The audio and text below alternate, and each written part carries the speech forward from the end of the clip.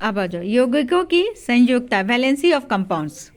यौगिकोों की संयुक्ता क्या निकालना है? इसमें एक ही संयुक्ता दूसरे पर होती है तथा दूसरे की पहले पर होती है। था ना क्वेश्चन ये पर? था ना कि NH3 है तो इसमें N का संयुक्ता कितना होगा?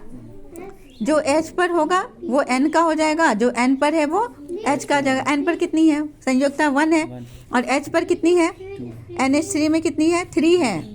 तो नाइट्रोजन का संयुक्ता कितनी होगी? 3। और हाइड्रोजन का संयुक्ता कितनी होगी? 1। समझ रहे हो? ठीक है। अब यहाँ पर आ जाओ Al2O3, तो यहाँ पे एल्युमिनियम की संयुक्ता कितनी हो गई? 3। गुड। और ऑक्सीजन की संयुक्ता कितनी हो गई? 2। अब आ जाओ कॉपर और क्या है? ऑक्सीजन, तो कितना है? CuO3, तो कॉपर का कितना हो जाएगा संयुक्ता? 3। और ऑक्सीजन का 1। और MnO4, तो कितना हो जाएगा बोलो?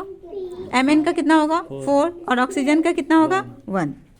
देखो इसका बताते हैं। बैलेंसी ऑफ कंपाउंड्स क्या होता है?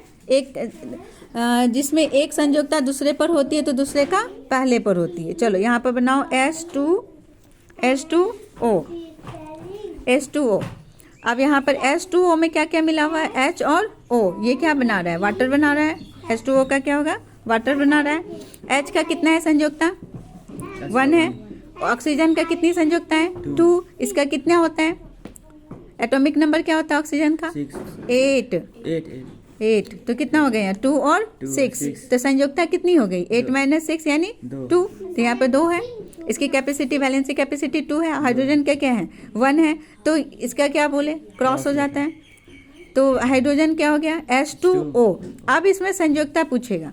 अब इसमें पूछेगा क्या? संयुक्ता कितनी है? अब ऑक्सीजन की संयुक्ता कितनी है? तो नहीं 1 नहीं 2। जो हाइड्रोजन पर है वो ऑक्सीजन का हो जाएगा, और जो हाइड्रोजन का है वो ऑक्सीजन का होगा, जो ऑक्सीजन का वो। तो अब इसमें पूछेगा कि ऑक्सीजन की एक दूसरे की संयुक्ता क्या होगा? H का है तो वो O का हो जाएगा, O का है तो H के। अब पूछेगा इसमें कि O की संयुक्ता कितनी है? तो O की संयुक्ता कितनी है? तो 2। और H की संयुक्ता कितनी है? तो 1। समझ गए?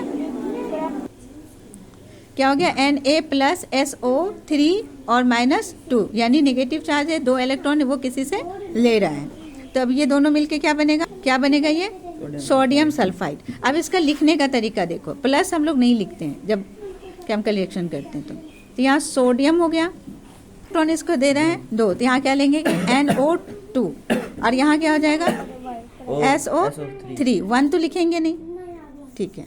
दूसरा सम यहाँ क्या लिखेंगे? ZN2। यहाँ क्या लिखाएगा? SO4। और इस पर भी 2 है, इलेक्ट्रॉन चार्ज है, दे रहा है किसी को। तो यहाँ 2 तो नहीं लिख सकते हैं, 4 है यहाँ, इसलिए इसको ब्रैकेट में डाल के यहाँ 2 लिखेंगे। फिर ये 2 क्या हो गया? कैंसिल हो जाएगा। तो ये क्या होगा? जिंक सल्फेट का क्या हो जाएगा? ZnSO4। क्या हो जाएगा? ZnSO4। अब नेक्स्ट लो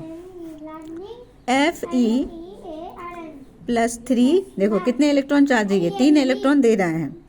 प्लस SO4 - 2। ये क्या बन जाएगा? Ferrous sulphate. क्या बनेगा? Ferrous sulphate. तब इसका कितना हो जाएगा? करो इसको। Fe, इस पर कितना है? 2। तो यहाँ पर 2 होगा। यहाँ पर क्या होगा? SO4 है तो 3 नहीं लिखेंगे, इसको ब्रैकेट दे के क्या लिखेंगे? यहाँ पर 3। देखिए Fe वाला बताया ना, ये गलत हो गया। फेरस SO4 और 2 है तो हाँ क्या बन गया? ये Fe2। नहीं 2 नहीं लिखे यहाँ, 3 लिखे हैं। Fe3SO4, ये गलत हो गया। क्या बनेगा? ये क्या बन गया? Ferric sulphate. Fe3 है ना, क्या बन गया? ये फेरिक सल्फेट। तो Fe यहाँ पर क्या लिखेंगे? 2 है तो इस पर 2, SO4 3। फेरिक सल्फेट क्या बोलेंगे इसको? Ferric sulphate. ये देखो ये वाला बताते। Fe+2 SO, बात नहीं करो तुम लोग। SO4 और यहाँ क्या होगा? -2। ये बनेगा फेरस सल्फेट, है ना। ये फेरिक सल्फेट हो गया। ये क्या होगा? Ferrous sulphate. अब यहाँ पर बताओ क्या लिखेंगे? Fe, यहाँ 2 लिखाएगा। यहाँ बोलो SO4 और यहाँ पर क्या होगा? 2। समझ रहा है? ठीक है। ये क्या है? Ferric sulphate. ये क्या है? Ferrous sulphate. अब आ जाओ Al+3 SO4 - 2। अब ये इसको क्या बोलते हैं हम, ये क्या बनाएगा, क्या रिएक्ट करेगा ये, AL क्या होगा यहाँ 2 है, 2 लिखेंगे यहाँ पर, SO4 4 ब्रैकेट 3, गुड। तो ये क्या बन गया, aluminium sulphate, aluminium sulphate. Next देखो Ag, ये बता दिए थे नहीं, AgSO4 -2, ये क्या हो गया, क्या बनेगा Ag, और ये इस पर 2 चार्ज है तो यहाँ 2 SO4, ये क्या बन गया, सिल्वर सल्फेट।